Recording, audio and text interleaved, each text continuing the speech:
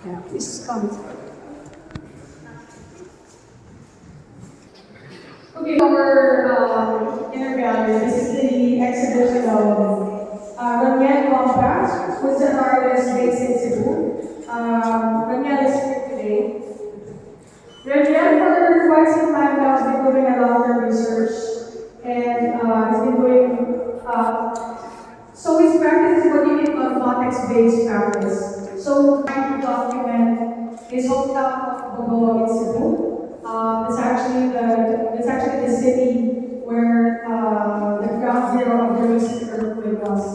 So, but prior to that, he's been doing this work where he's trying to form historical narratives and collective narratives by way of using craftsmanship and materiality, and a lot of improvisation and using non-traditional art use it, utilize it.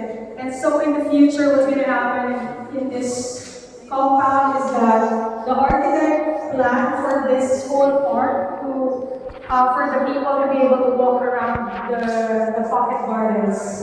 So the outside installation or video work is also kind of like a public side installation.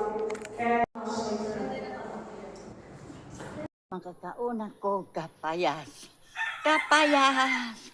Papaya. Muni kung naatay itanim, naatay harbisin.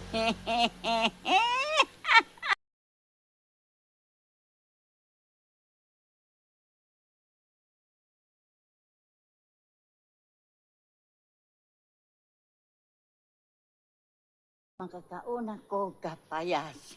Kapayas. Papaya. Muni kung naatay itanim, naatay harbisin.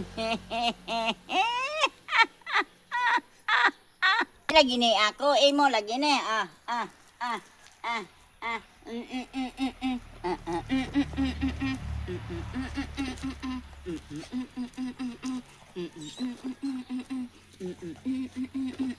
Si Milo, si Milo, Milo.